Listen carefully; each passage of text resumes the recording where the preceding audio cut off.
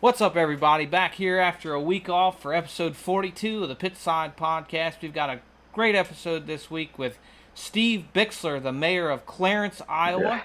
I guess this is technically our first political episode, kind of. So you guys will get to hear about that in a little bit. So if you stay tuned, we'll get started here in just a second. To the Pitside podcast, where we discuss the latest news and developments in the Coast2Coast Racing League, as well as other racing news inside and out of iRacing. Here's your host, the A-Let Outlaw, Preston Cranmer, and Roger, the Bass Man, Craig.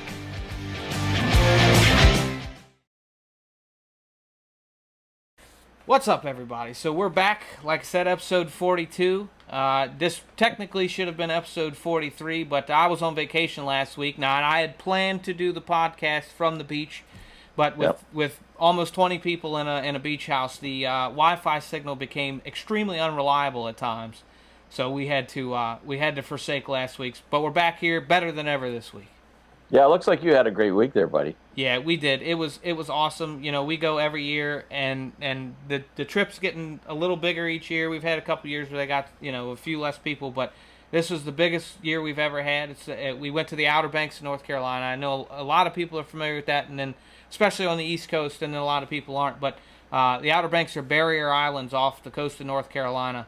There are parts of the island that are not even a quarter or an eighth of a mile wide, so you're driving down the road, you have dunes on either side, but you can see the ocean on one side and then the sound on another.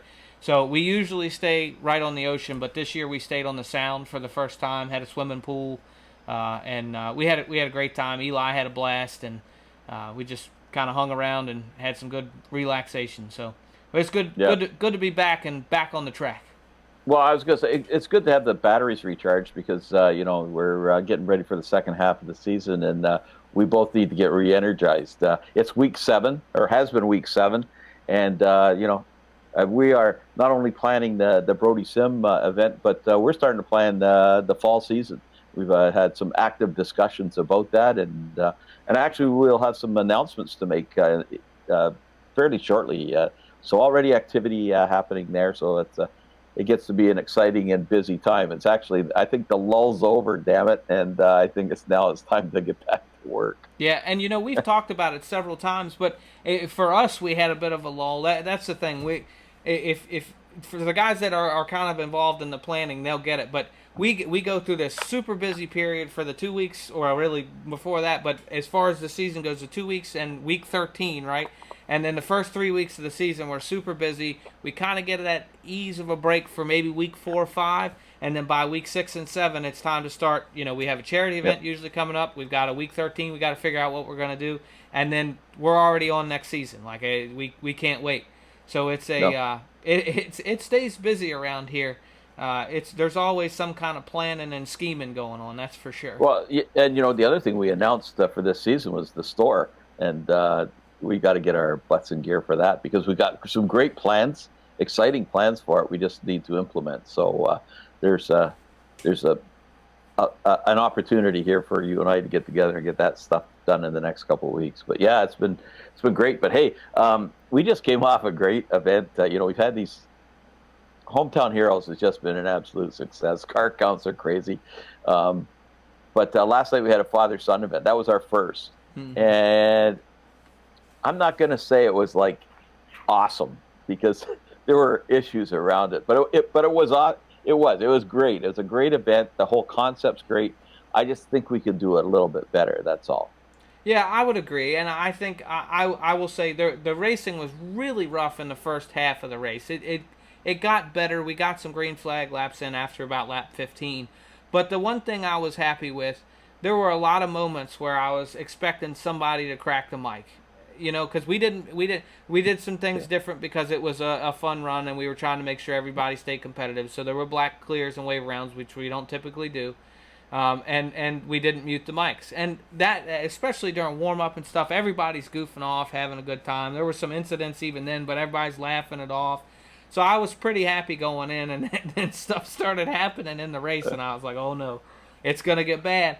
But nobody ever spoke out. So I was happy with that. Everybody set a good example at least, and maintained their composure. At least in the iRacing chat, I can say for sure. Yeah. So the Tough Luck Award probably needs to go to the Cranmers because it was. I think we were at about lap 40. There's 21 or 22, and we were doing waiver rounds and stuff. And we announced, and you reminded. The funny thing is, you reminded me, hey, like we're in lap 10. We are we going to stop waiver rounds? I said, yeah, that's typically when we stop waiver rounds. Lap 21 or 20, whatever it was, the next lap. I'm not going to say who took you out, but it's a blood relative. You guys do the math. And you couldn't get a waiver out to get back. And I think at that point, I was looking at, I mean, you're trying to do the rough math, but you were in the running to win that thing. Like you're both running pretty good. You weren't at the front, but you were both performing well. The problem is we were beside each other, which was the detriment. Yeah, Zach Chapman, I was at this point, the Blau boys were whipping up on us pretty early, but I think they may have both, I know at least one of them, but they may have both gone over the edge. And so once they were kind of out of and they weren't in front of me anymore, I don't know what happened to Kyle Goldner. He was way faster than me in practice, but I didn't see him at least late in the race. And so I was the first legend. I was pumped, and so I was going for it. There were a couple of street stocks. As the track slicks off, the legends get a little bit more competitive, and I could run the low line pretty well, so I was going to pass him, right? I wanted to, because Zach Chapman was the next legend, and he's right behind me, and I know he's breathing down my neck just biding his time. And so I was trying to put some distance, or at least a couple of street stocks between him and I. And I finally just went for it, and I didn't even really know what happened. I actually didn't go back and watch it. It didn't matter to me. But I just saw white car just come in straight 90-degree angle and got me from the side, and that was that. So I rolled, and there's no waiver rounds, and I had to tow. So I got back out on the track for the picture, but that was about it. Discord went really silent for a few laps. Yeah, I walked inside and got a beer and came back after the towing was over and drove back out on the track. But it happens. It was a fun race. We ran good. That's the thing. Like it was frustrating, but at the same time, like there was, it was. I was happy with how we did. So it is what it is. Well, I think a big shout out to all the dads and the sons, because it was a real good turnout. I think almost all of there's one team couldn't make it, but I think everybody else did make it. The one criticism I might have in post is we should have done like we do with the ladies' night. We should have had a couple of practice nights, because it was pretty obvious from all the cautions. There's a few dads that hadn't turned any laps in the street stocks, and there's a few guys that hadn't been in the legends for a while. But that applies to me as well. Okay, so I had this concept about dads will get in the street stocks, the boys will get in the legends. But I didn't do any testing or anything. When you guys got out of the track, it looked like all the street stocks had popped little miniature babies. Like the difference in size was like way beyond what I thought. I had no idea the legends were that small. Well, I didn't either. Like I actually knew they were small. I've heard people call them go-karts before, right? But I didn't think a whole lot of it. And I actually, I put together paints for Dad and I. And I composted a picture together, so both cars were in there, and I'm trying to scale them so they look right, and I put the legend car behind the street stock, and I was like, oh yeah, this looks good, and so I sent you the picture. I didn't post it anywhere, but I sent it over to you. Yep. And then we got out on the track, just the first few practice laps. When I first got out there, were two legend cars running around. I didn't think anything of it. And then one of these street stocks comes shooting past me, and I just felt tiny. I'm like, I tell you what, I'm glad I didn't post that picture anywhere, because it was out of proportion. There was no doubt. Oh my God, I was totally shocked. Like, for anybody that didn't see it, like the legends are maybe a third at the most the size of a street stock, more like a quarter of the size. So it's like these little tiny midgets going around. Well, it was really obvious during like pace laps, like when everybody's riding beside each other, and you can't tell everybody to get nose to tail because it's not equivalent. I was about to say get nose to tail. I thought if they do this, everything is going to be out of sync, because you can put three legends on one side beside a street stock. So it depended on how they were matched. Anyways, it was a fun race, and another. I think we've hit on another winner here. So kudos to all the especially the Blaus. Again, they're cheaters along with the Goldners. But Stephen didn't show having up. two sons, but Stephen didn't show up, which gave everybody a chance. So it was great. But yeah, no, kudos to everybody. Congratulations to the Blouse. Yeah. And it was a fun event. And the next one will even be better. We learn from these things, and we'll even make it better. But yeah, it was a cool event. And Joe had his son in the booth, so it was just father-son night all the way around. So yeah, it was awesome. That was cool. And hey, we got to talk about a couple of other things. The flag to flag race. We've had. I don't think we had a flag to flag since the last podcast, but we've had two one caution races. Mm-hmm. So and it's been a bit. I got to go back actually, and I think one was a midget race, and the other one was I think a Raider race. But I got to go back, and we got to have a draw for a $5 iRacing credit for that. So there's been some really good stuff happening there, and yeah, so we'll be having a draw. I'll try to get that done this weekend. Yeah, and Rebels, I'm speaking because I was in the race, but Rebels was actually pretty close too. One of the cautions we had early on was related to. I know Joe Halter was adminning, and he was trying to get everything gathered up to get our EOLs done. So he threw a yellow within a couple of laps to try to get that sorted out. And poor Kevin Fry, I felt so bad for him because he's trying to listen to the admin, and Joe wasn't aware that Kevin was trying to get his EOL. And I'm barking at Kevin because we're just throwing, extending the caution over and over, and I'm barking at Kevin, move forward, and he doesn't know I'm not the admin. He did the right thing really by not listening to me. It was a little bit chaotic, but after we got it sorted out and started running, I think we had a late caution that gave us technically would have been the second caution, but it was a good race, and it was a big improvement because I think Rebels has probably been one of our more our struggles this season. So it seems like we're trending in the right direction there too. Yeah, and I think it is good. It is getting better. I mean, part of the problem, I'm going to get a beating for this, but part of the problem is all the bad boys from Renegades came down. And they're learning not to rough everybody up. So right. If they want to get back in the top division, they got to clean up their act. So I think the system's working. I think next season we're hoping to have the Rustlers back, and I think that'll spread the divisions because I know there's a few guys in Raiders getting a little bit frustrated that they're having a trouble getting out of their division. So I think going forward, and we have something we're going to talk about a little bit later that I think is going to help that whole situation as well, putting a little more bite into our penalty system or whatever you want to call it. So we'll come down to that. And speaking of Raiders, I guess I owe a couple of guys an apology again because I missed last week. So we're doubling up on our new member recognition this week. So we have a handful of new members here. That just joined within the last 2 weeks this week instead of just this past week. So we have driver of the 101 Mark Nee, the 06 Colton Herbert, the 58 of Ryan Sizemore, the 067 of Miles Jansen, the 062 of Robert Lynn, the 011 of Jarrett Watkins, 130 Shane Andrews, the 007 of Sam Bachman. I like that one. That's pretty good.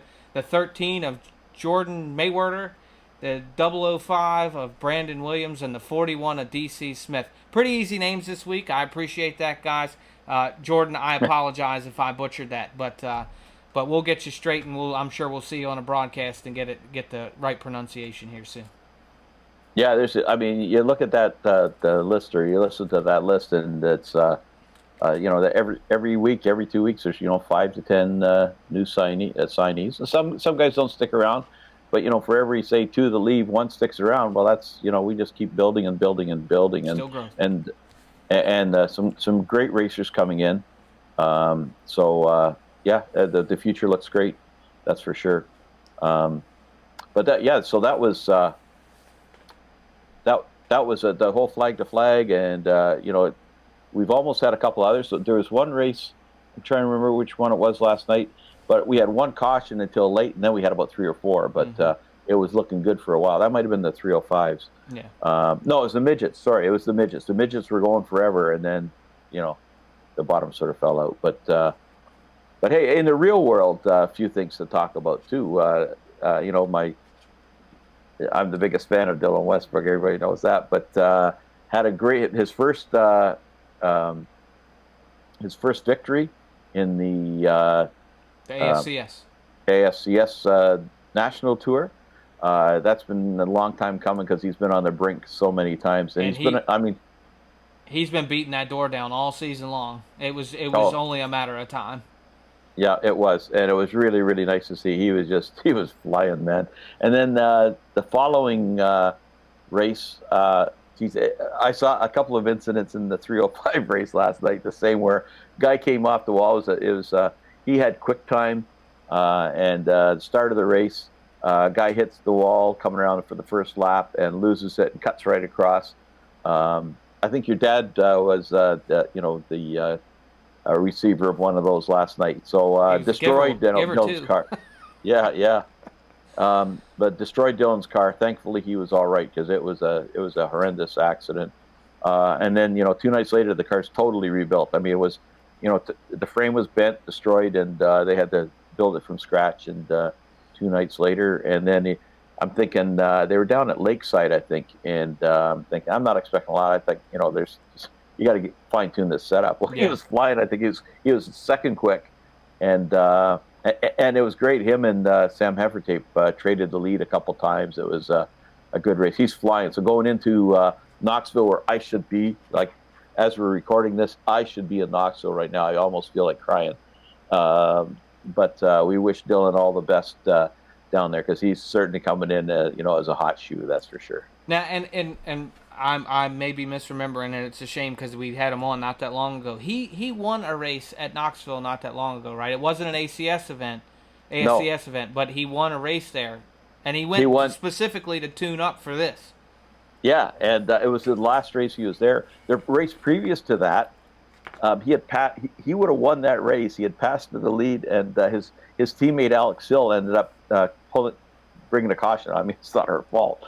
But that put him back behind, and he never could get past the guy again. So he almost had to win the week before. So he is hot. He's been on the podium almost every night, and so just wish him good luck, and we'll review that next week. But that's not the only thing that's been happening out in the real world. There was a major event happened last night from when we're recording it. You want to talk about that? Yeah, absolutely. And I think we'll probably talk to Steve Bixler about that here in a little bit too, because I know he's a big Knoxville guy. But Aaron Reutzel has gotten fined. Forgive me, I didn't keep track of all the penalties because there was a bunch. But Roth Motorsports has been fined $10,000 and docked, I think, 500 World Outlaw points. And Aaron Reutzel himself has been docked 1,000 World of Outlaw points, which I'm not sure. And $10,000. And right. Well, I think Roth was the one that was fined $10,000. Now. No, they both were. Oh, okay. I did not realize that. Yep. So. And Reutzel's got to pay that by August 28th, or he won't be able to race. So yeah, and so. Aaron, apparently there was a white frame that he had taken out to a World of Outlaws event before. They disqualified it because it was the tubing was too narrow, and I believe it was a shorter frame too. I think that's why he wanted to run it. It was a little bit shorter, so he painted it black, and then took his World of Outlaw approval stickers off another chassis and stuck them on the one he had just painted. And I guess when they were running around doing checks, somebody noticed the stickers looked like they'd been tampered with.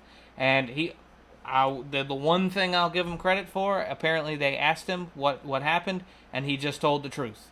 Yeah. I don't think they were lenient on him, nor should they have been for doing that. But that is I can't remember, there's been some stuff around Bloomquist and the late model stuff, which, again, they were always like kind of on the edge of the rules, except for there was the one time when he sent another guy out in his car to qualify for him or something. But I don't know the whole story there. But I don't remember, even like in NASCAR kind of stuff, somebody just skirting the rules, not skirting the rules, but just blatantly breaking the rules like that. Yeah, it's not a bend. It's not a bend in the rules or finding a loophole. He just decided he was going to cheat. I mean, quite frankly, that's what it was. Yeah. So it's a big blow, but I mean, I guess for the World Outlaws, no news is bad news, right? But it does not look good for Aaron Reutzel. I have heard that he's been released from Roth Motorsports, but I haven't been able to verify that anywhere. So as of now, I believe he's still with them. But I believe, like you're saying, that $10,000 fine he has to pay. If his team has to pay the $10,000 too, it'll be interesting to see how that plays out.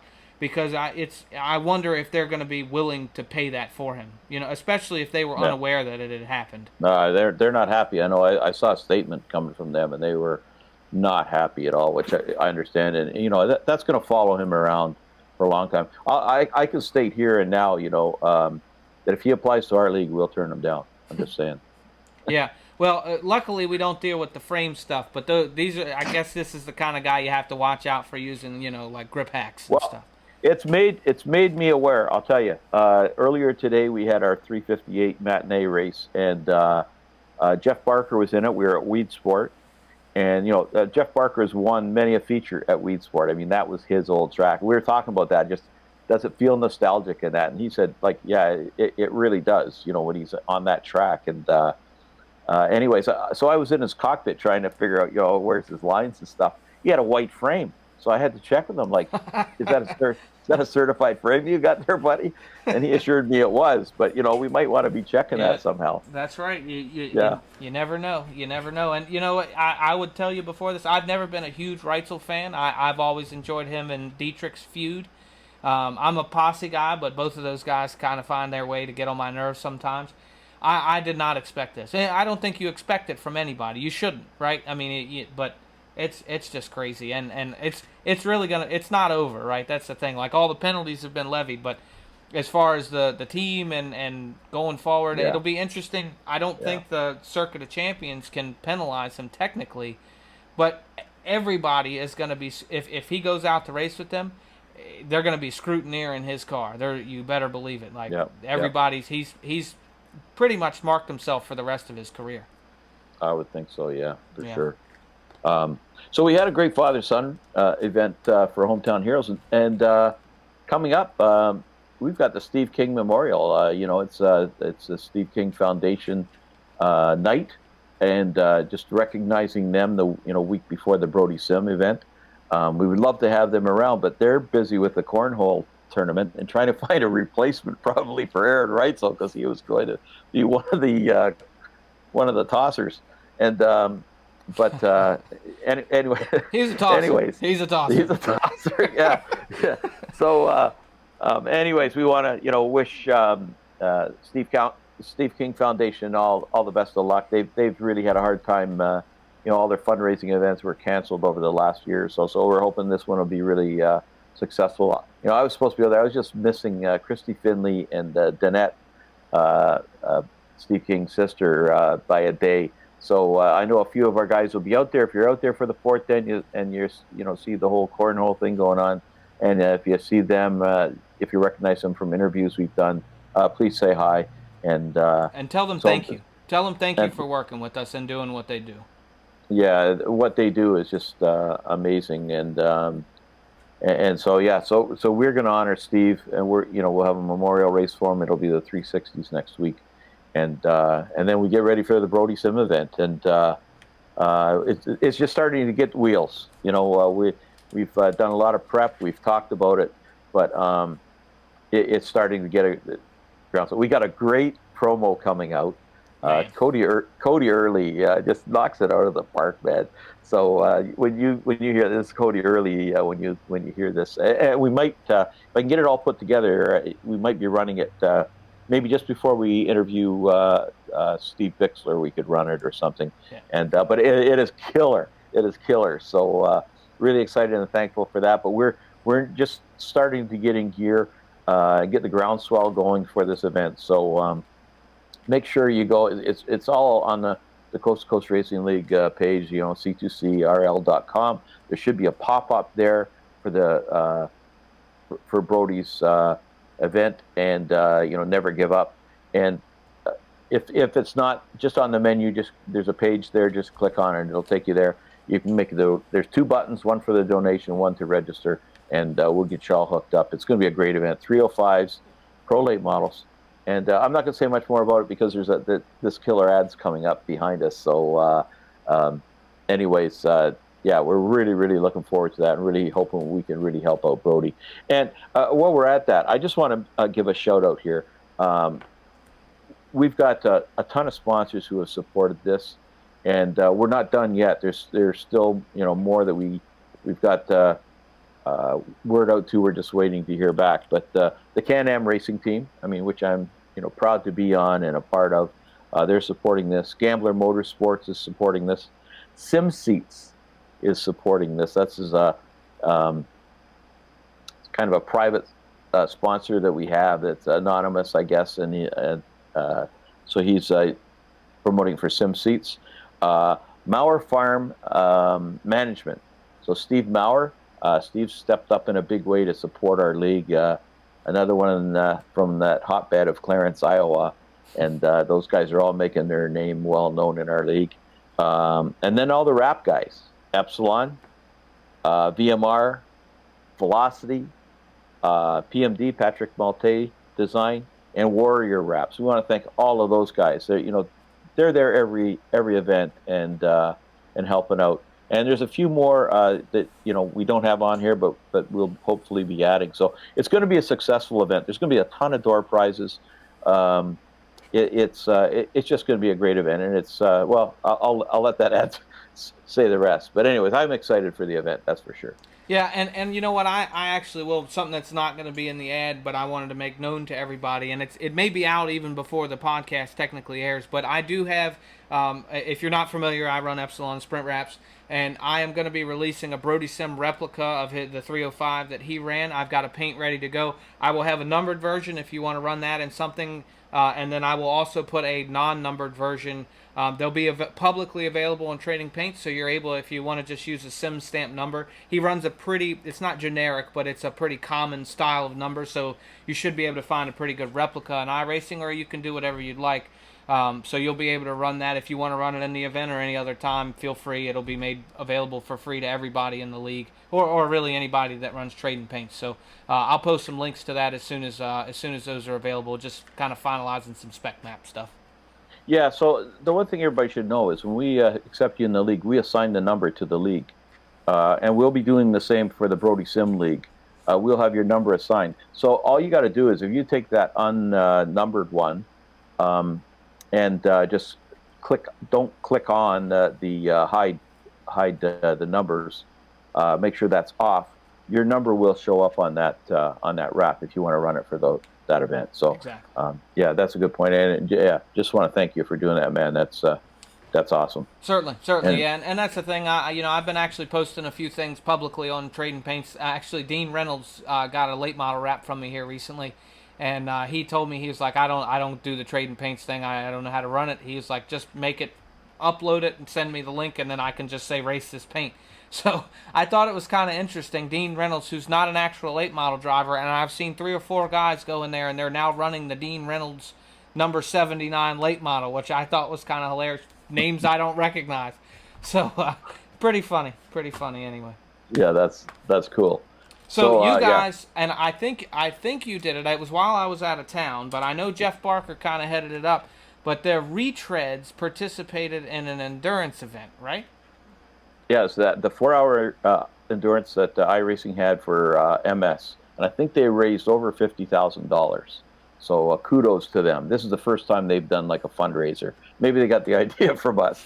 Anyways, but they did, and it was. But so a bunch of us old guys entered the team. Now, unfortunately, I had to deliver a car up to Sault Ste. Marie, a 10-hour drive each way. So I've been 20 hours on the road, and by the time I got home, so you were doing your own endurance racing. I was doing my own endurance race, and I wouldn't have been helpful at all. But so it was Bob the Good, it was Jeff Barker, Bob the Good, and Andy Patton.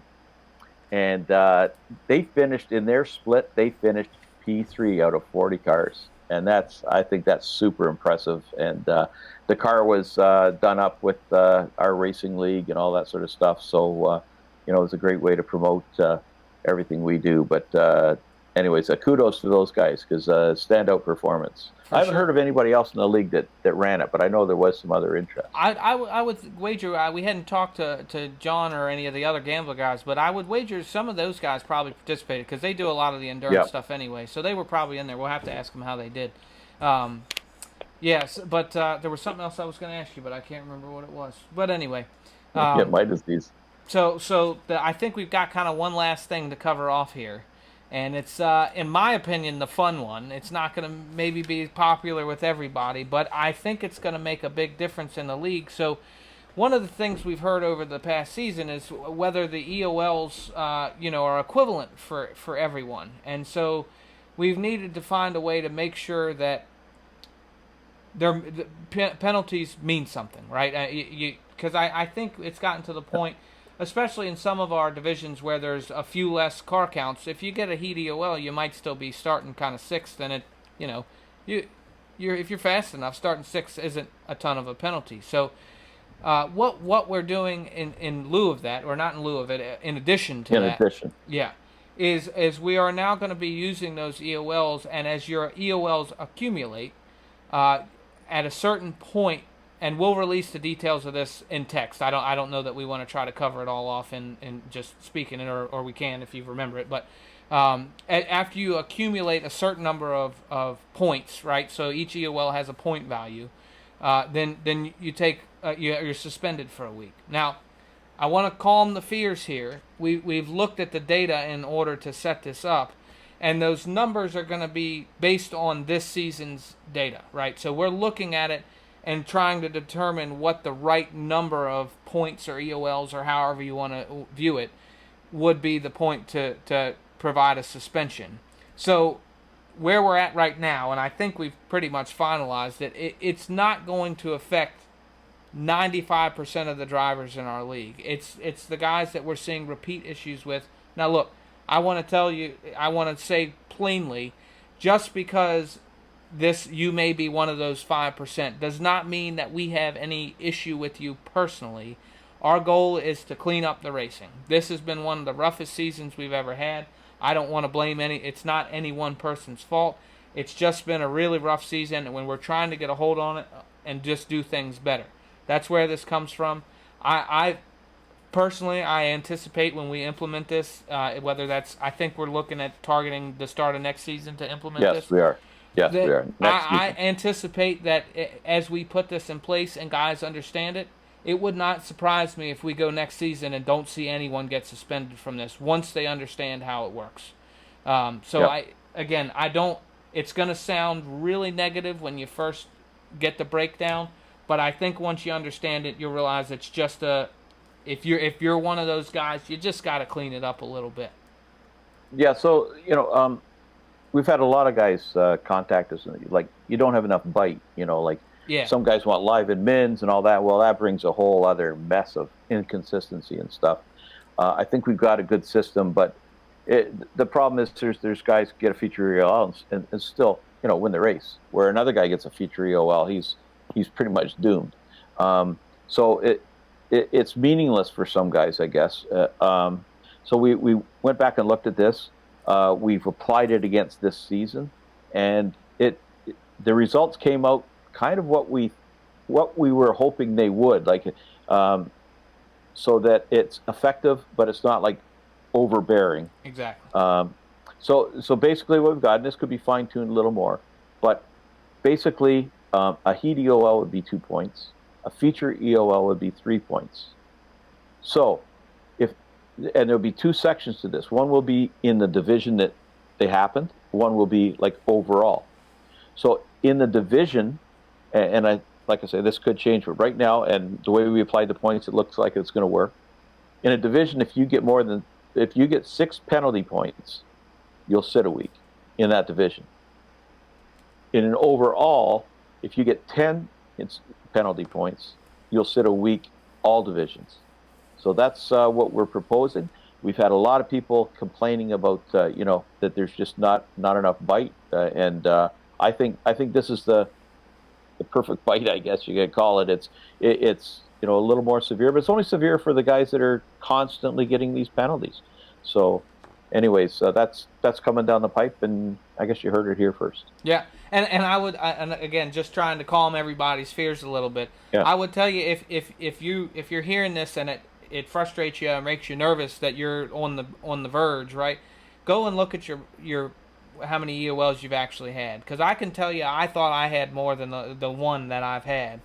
Yep. and so it may not be quite as bad as you expect. And so again, it sounds like you're saying we need our penalties to have more bite. It does sound extremely negative out of the gate, but over the course of a season, it's not going to amount to a whole lot. I don't think we'll see, if we see any, and I do think it's possible we don't. If we do see any, I think you'll be able to count them on one hand. Yeah. I totally agree. And I had another thought, and it escaped me. But no, I think this is going to work, and so we'll be looking to implement that in the coming season. Absolutely. And I wish I knew what the other comment was, but I can't remember. So let's move on. Well, I tell you what, I think we've done our due diligence here. I think we ought to take a quick break and then jump over and talk to Steve Bixler. Yeah, looking forward to talking to the Mayor of Clarence, Iowa. The mayor. We yes. have never had such a high-ranking political figure on this show before. We've got an election coming up in November. We'll hear him briefly talk about his chances in that election. It's wild stuff. You're not going to want to miss it. I think he might have just come on to promote himself for that election. Yeah, he may have been taking advantage of us. It seemed pretty obvious once we started talking to him, but we'll let you guys be the judge of that. The hotbed of the Coast2Coast Racing League, Clarence, Iowa. It's pretty wild, isn't it? Per capita, they've got more drivers in our league than anywhere else in the world. There's no doubt about that. It's true. All right, guys. Well, Again, this has been episode 42. We're going to close out the show with Steve. It's a great interview. He's a fun guy, so make sure you stick around, and we'll be back here again for episode 43 next week. I think I can spoil it here. I think we've got Dean Reynolds coming back next week, so make sure you're back here. And we'll have another episode of Connor's Corner. He was supposed to come on this week. He had a pretty interesting race last weekend. He had a broken mic, so we couldn't get him this week, so he's supposed to be here. So make sure you listen. Go ahead. He said a broken mic, but it might have been he's too busy working on the car. That's all I can say. Yeah, okay. Well, there's your spoiler alert, guys. so anyway, thanks for tuning in here again this week, and we'll catch you next week. Okay, drive safe, everybody.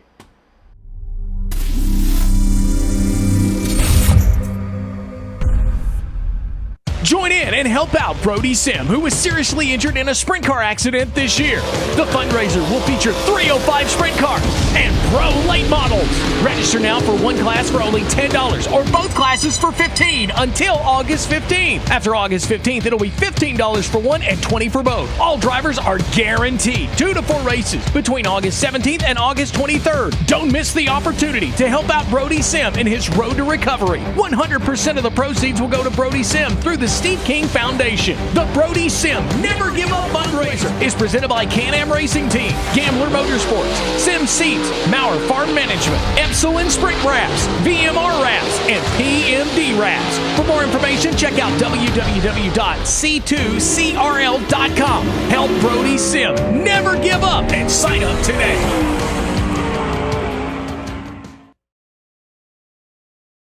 So we are here with pretty much an original member. I know definitely from the first season. I'm not sure the first race. I'd have to go back.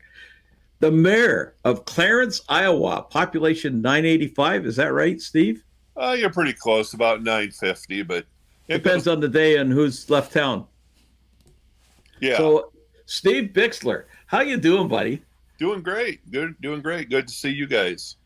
Well, it's great to finally put a face, behind the name. And I got to make a confession, okay, that I've never told you this. But, I mean, you've been racing in the league since the beginning. And, and you and I have been duking it out since the beginning. And I can remember in the first season, second season, I'm thinking, it's this damn kid Bixler. And then when we started the retreads and found out you were eligible, I had no idea. I thought you were like a 20-year-old or 26-year-old or something like that, So it was enlightening when I found out you're one of the good guys, one of the older regime here, an official retread. Yeah, we have a lot of fun in the retreads, don't we? I mean, you and Bill and John Rayner and Steve Mauer and all those guys that run in that. I mean, people that don't run in it, they don't know what they're missing. It's a good time. And thing is we all get along. That's what makes it fun. So. Well, and the other thing is you and I can get on the podium once in a while. Yeah, you're on the podium a lot more often than I am. No, so this was supposed to be recorded last week, and last week, Preston, it was I think it was going to be on the Tuesday night, and we had the 305 race, and I was sitting there, I think in third place, just rolling along, waiting to get this podium, and with about 5 to go, it was like I was tied to a post. 75 comes flying around on the top, just running the rim, and just blew me away. Like you were gone, buddy. You were just tied on that one. That was a great run, and I got to see the back of your wing. And is it Loud? I'm trying to remember now because that was a week ago. Loud Raps or whatever. Raps did the rap for me, yeah. So is that Blake? No, it's just somebody else that did it for me. So okay, yeah. So I'm starting to see the back of your wing, and getting to read your tail tank these days. Roger, I always tell you, I've got to see the Malcolm Mill rides. I've got to see Gaylord's popcorn. I've seen the back of your car so much. I know the sponsors better than what you do. So here's the thing that's really got me ticked off is. Tonight is we're recording this on Wednesday night. We just finished the father-son races and the 305s and stuff. And tomorrow is the start of the Knoxville 360 Nationals. I was supposed to be there tomorrow and meet you personally, and Blake and hopefully Steve. And that sucks, man. The border's closed. But I was really, really looking, not only seeing Dylan, for sure Dylan, I mean, his grandparents are going with us, but I really was looking forward to you guys and Josh. He was going to be there, and I think there's going to be a few guys. It would have been a real good meet and greet, but next year. Well, I hope so. I mean, the pandemic's caused a lot of problems for everybody, and, when they close the borders down, it's not impossible for you to come, but it's going to cause a lot of problems, and I can understand why you're not coming. But it would have been great to like I said, meet you in person. Yeah, I mean, we could have flown to. I think we could have flown in, but it just didn't fit into the plans. So next year we'll. So you're going to be there tomorrow, Thursday, and. Are you going to be there Friday too, or what's the plan? Thursday and Friday. I just talked to Blake a little bit ago, and Dylan's scheduled to go on Friday, so we're going to be there for Thursday and Friday for sure. And then next week we'll be there for a couple days, at least a couple days of the 410. So, we get out there. We'll get out there and get to see Dylan and. I've been there for the 410s and the 360s, and I think the 360s put on a great show. I mean, they put on as good a show as the 410s. So you guys have mentioned Blake and Steve a couple of times now, but there's probably several people listening that don't realize in a town of 950 some, I think you said, that we have 3 people from our league. It's the hotspot. It's small town USA, right? But it's the Coast2Coast Racing League hotspot somehow. How did that happen? I just got in the league, and I told Blake about it, and I said, it's a fun league. So then Blake got in it, and he ran in it, and then Steve Mauer, he started asking questions about it. So then we got Steve in the league, and we just, it's in this little town, it's bragging rights, so. we joked with Blake when he won the championship that it might make the local paper. And it is really wild too, because I'm in a town of probably 4,000 or 5,000 people, and I think we may have 3 people that actually know what iRacing is. So you guys are doing pretty well out there.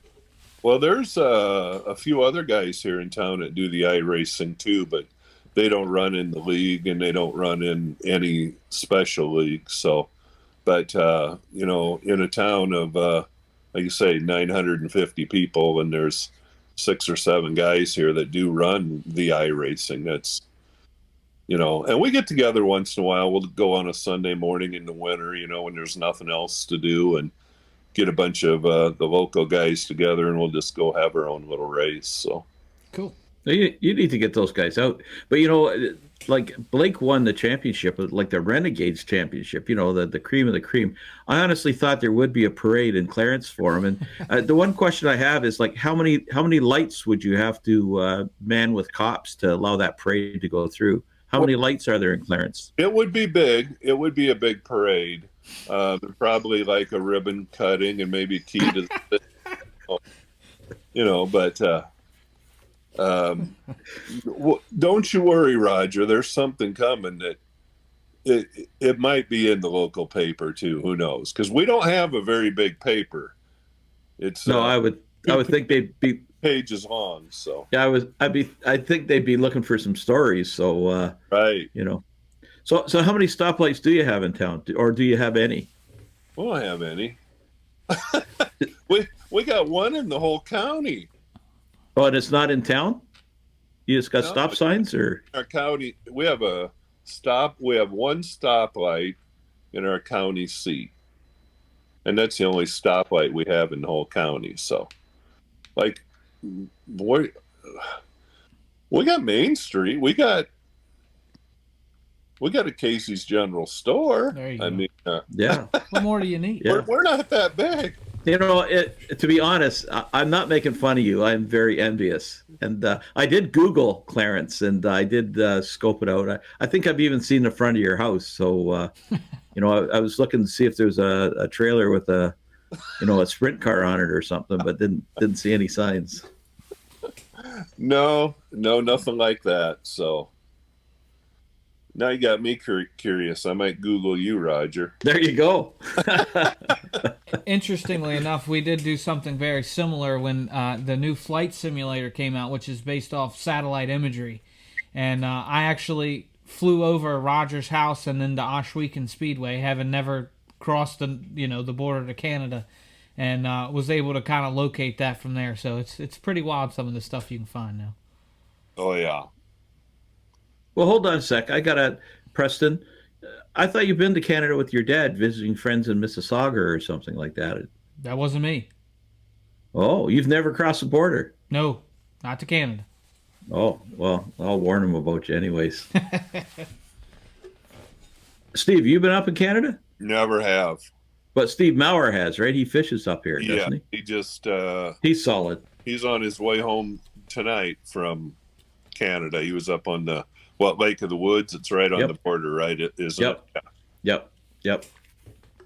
It's it's a cool town. I've been there. There's a big muskie in Kenora on the Canadian side. Is it Mike the Muskie? I can't remember. It's it's one of those big things, big stupid things that people sometimes go around spotting. Anyways, we're drifting off here, but you raced tonight, because I think you fed me a right rear in the 305s. No, I didn't feed you a right rear. We started in the fourth row. You were on the inside, so that would make your right rear on mine. I think you fed me one. I think you're wrong. Roger. I just no, but we were side by side in the heat, and I thought I better finish ahead of you, or I'm not going to hear the end of it here later on this week. So actually, you did finish ahead of me too. I did. I know it. I got to see. I got to see the front of your car from my mirror, and that don't happen very often. So I'm a real hurting unit here tonight. I did one of those promos for the Hometown Heroes today, and I was mentioning, I've made every race. I've been on every 305 race, 6 going into tonight, and hadn't made a feature. I'm 38th in the points, and I haven't missed a night. So tonight, I started in the B main P2, and I got turned, and I finished. They took the top 8. I finished 9th, and I thought for sure I was going to make that my first feature. So I'm a hurt unit, but that wasn't you, Steve.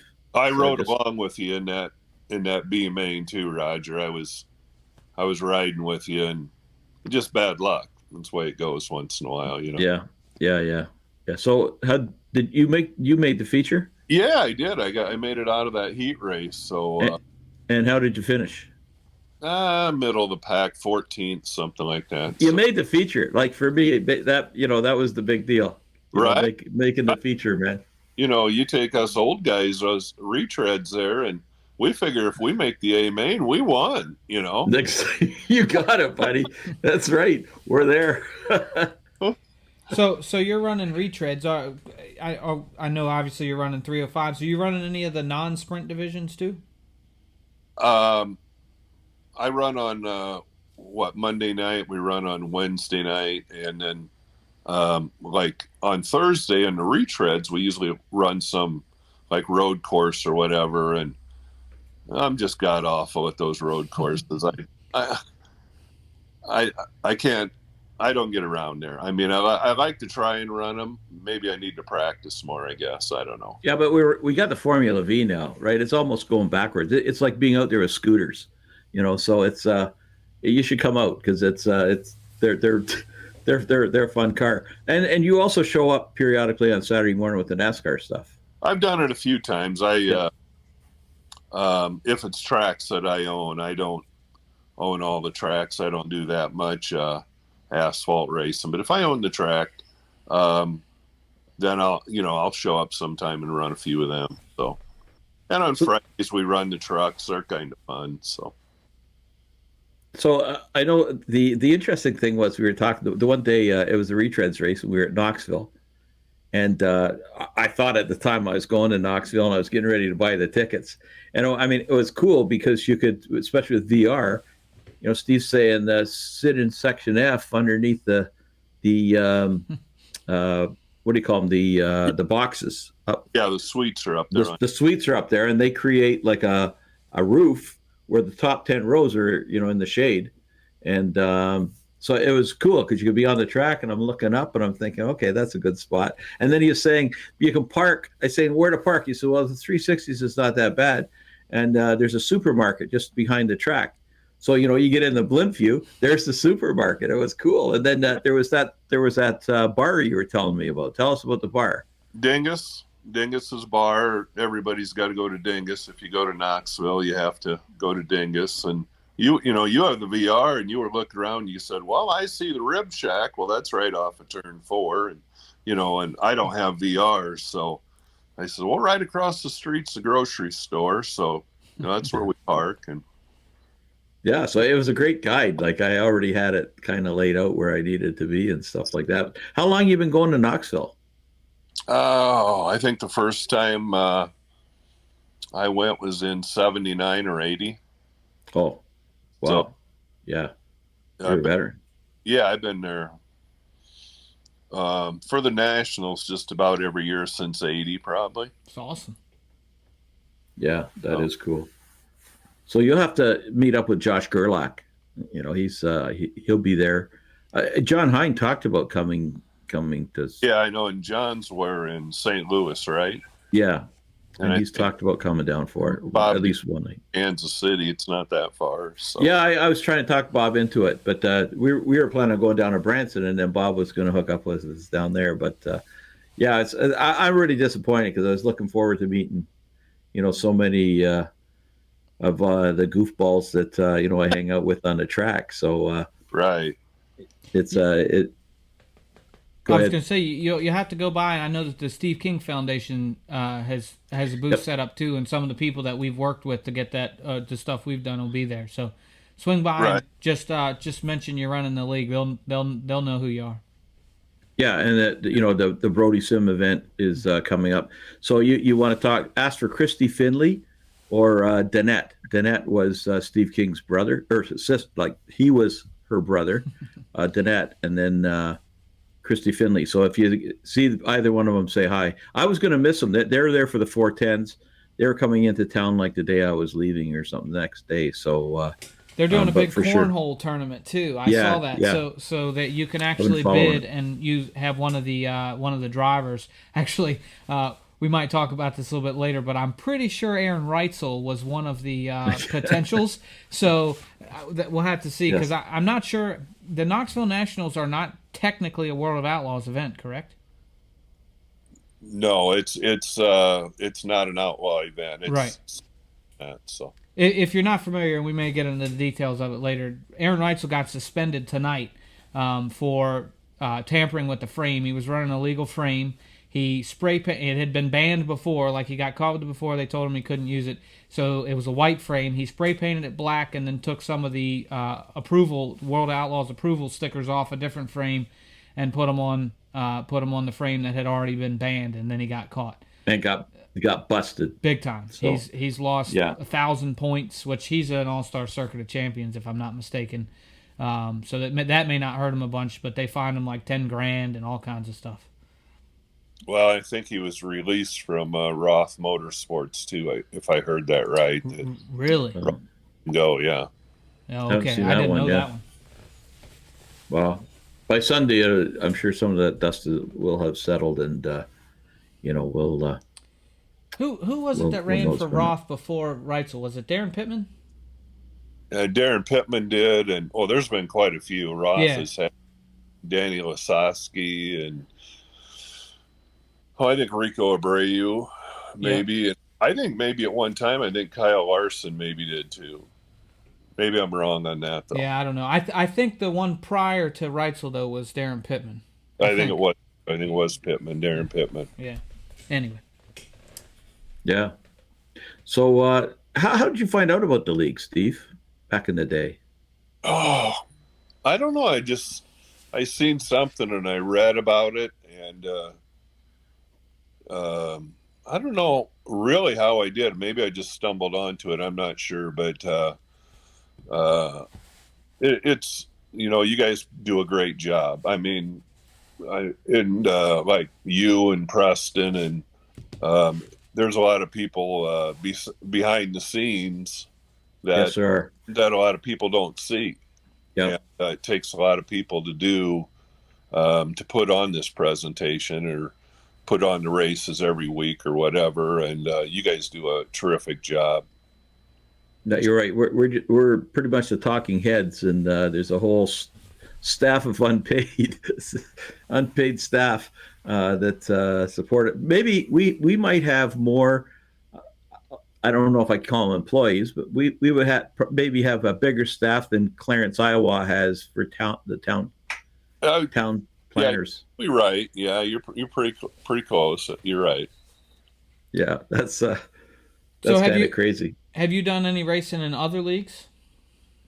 I've raced in a couple other leagues, but I just like the Coast to Coast.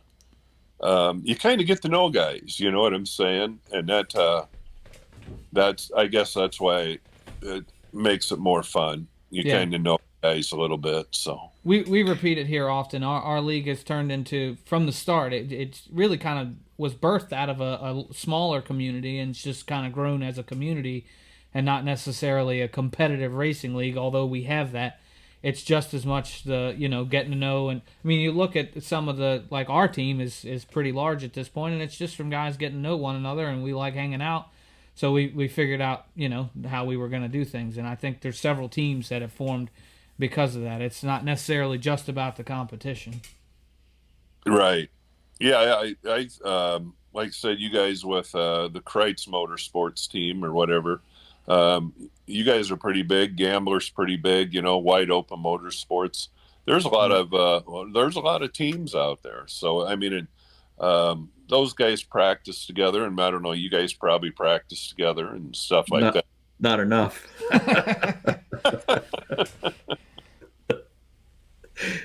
Yeah, we were in a race. What race was it? I guess was it the Rebels?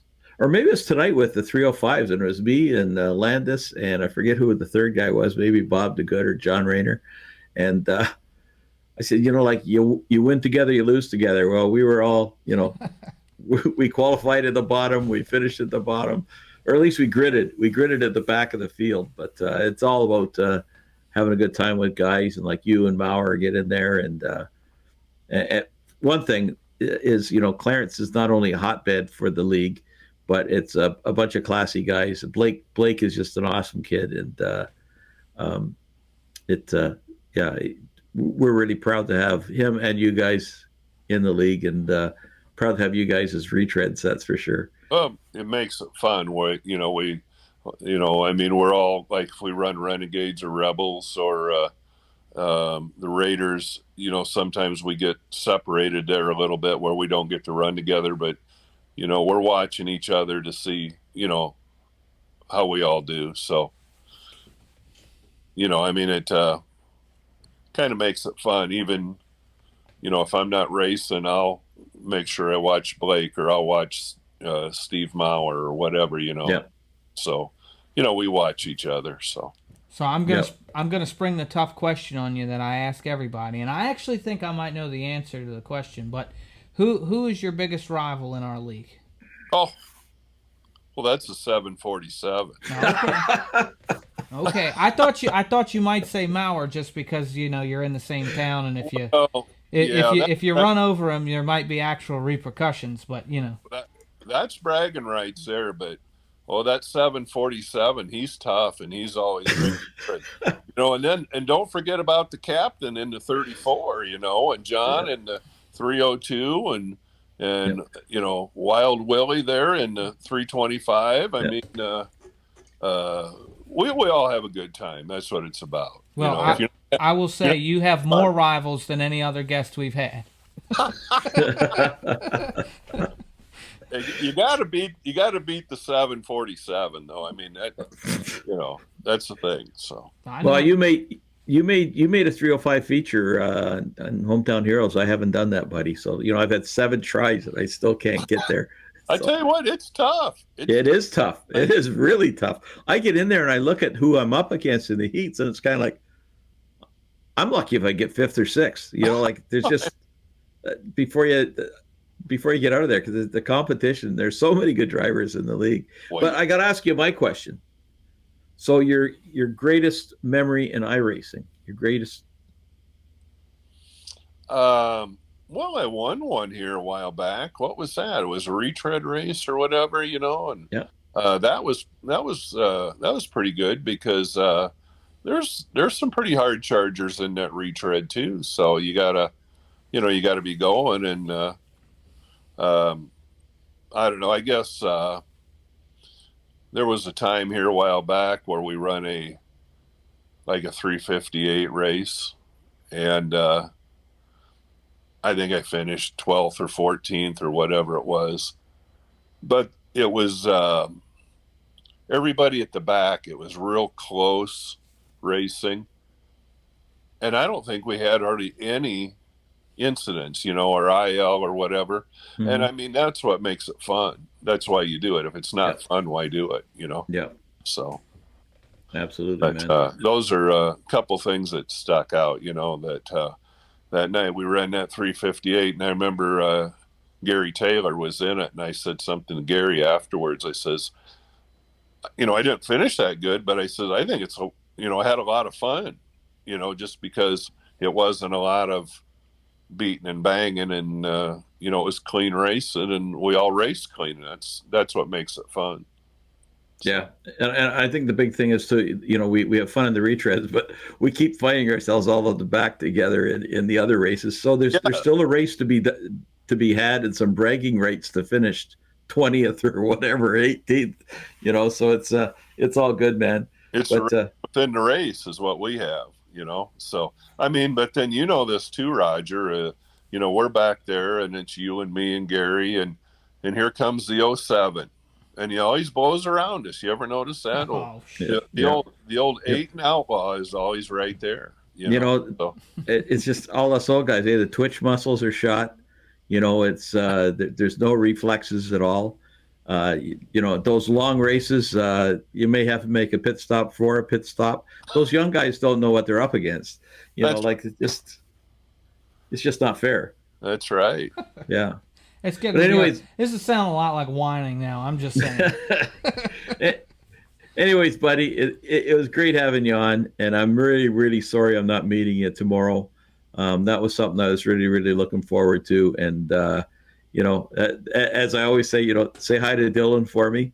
And I think, between you and me, he's got a little presentation for Blake when he sees him. So, make sure you get down there and go see Dylan.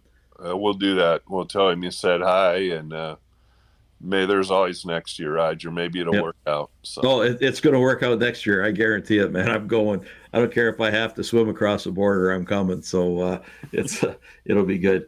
And somewhere along the line, I got to pass through Clarence, Iowa. It's on my bucket list now. So.